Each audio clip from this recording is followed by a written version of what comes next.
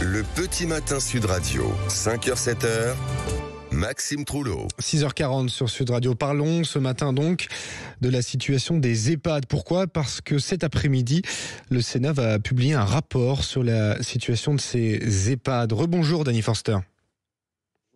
Merci d'être avec nous ce matin. Je rappelle que vous êtes directeur d'EHPAD public. Danny Forster, est-ce qu'on avait vraiment besoin d'un nouveau rapport, cette fois-ci du Sénat, pour se rendre compte de la situation des EHPAD actuellement ? Alors oui, je pense que c'est important parce que ça va nourrir évidemment le débat et puis ça va encore marquer le coup parce que nous avons l'impression que les pouvoirs publics ne sont pas assez sensibilisés. Donc un rapport de plus permettra d'étayer nos arguments auprès de nos dirigeants. Parce qu'il faut savoir, près de 80% des EHPAD publics enregistrent un résultat déficitaire pour l'exercice 2023, un chiffre record et alarmant.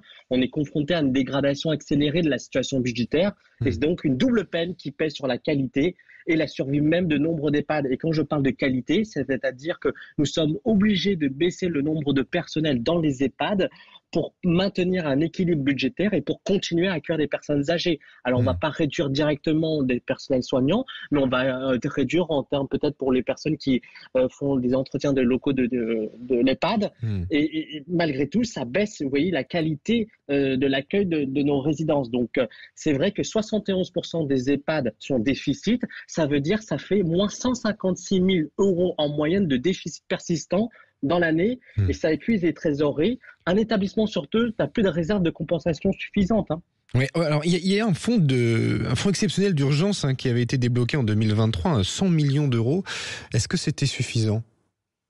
Alors, pourquoi il a été débloqué, il faut savoir. Parce que les raisons de cette dégradation sont connues. Impact de l'inflation, hausse de tarifs, mais l'État n'a pas compensé, insuffisance de financement des mesures salariales et auquel il faut ajouter un sous-financement depuis des années par l'État et les départements au regard des besoins réels d'accompagnement. Donc 100 millions d'euros, c'était en 2023. Ça a permis d'aider des EHPAD qui étaient vraiment en difficulté, voire en cessation de paiement.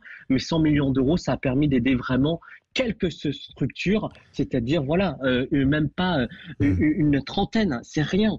Qu'est-ce que vous demandez ce matin, Danny Forster ? Quel est l'objectif pour la suite ? On parle beaucoup d'argent parce que c'est vrai que la crise et le fond du problème, il est financier. Mais est-ce que vous demandez simplement de l'argent ? Alors, moi, je demande beaucoup de choses et d'ailleurs tout le secteur.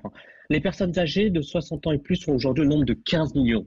Elles seront 20 millions en 2030 et près de 24 millions en 2060. Donc, pour accompagner cette révolution démographique, même certains appellent même un tsunami démographique, il faut du personnel soignant. Donc, il faut à peu près former le personnel soignant. Ils sont en nombre de 400 000 aides-soignants, médecins, infirmiers qui devront être pourvus d'ici 2030 pour répondre à la hausse des besoins liés au choc démographique.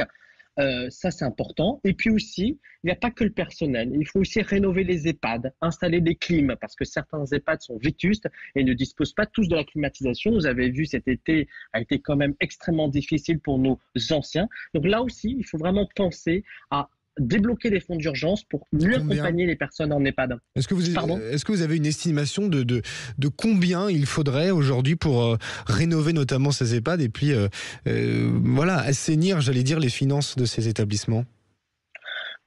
Il faut à peu près débloquer un fonds d'urgence de 1,4 milliard d'euros afin d'assurer la survie des EHPAD en grande difficulté et combler le déficit accumulé. Alors moi, je dis aussi, l'État doit aider les EHPAD qui gèrent en bon père de famille, vous voyez. Oui. Il y a certains directeurs d'EHPAD, il ne faut pas avoir honte de dire, gérés notamment par des communes. Et là aussi, j'appelle vraiment la responsabilité des maires qui gèrent les EHPAD, parce qu'il y a certains maires qui mettent beaucoup d'argent pour des agences d'intérim, des fois 10 000 euros par mois. Et ça, ce n'est pas à l'État d'aider une commune qui gère mal son EHPAD, vous voyez. Ça, non. Donc moi, j'appelle vraiment à ce que l'État aide vraiment les EHPAD qui sont correctement gérés, en bons gestionnaires, et d'autres, j'appelle aussi un peu de responsabilité quant à la gestion saine de leurs EHPAD. Et c'est pour cette raison que vraiment, ils doivent faire une analyse précise des EHPAD qui sont en difficulté et voir s'ils méritent ou non d'être aidés. Et je pense que ce sera comme ça qu'on va avancer. Il y a beaucoup d'EHPAD qui sont gérés par des communes qui crient évidemment qu'ils sont en déficit, mais quand on va voir sur le terrain, certains ne respectent pas toutes les règles en termes de qualité. Eh bien voilà, en tout cas il faut pallier ce problème. Merci beaucoup Danny Forster pour ce coup de gueule passé ce matin en direct sur Sud Radio. Merci à vous, bonne journée. Merci à vous. 6h45 sur Sud Radio.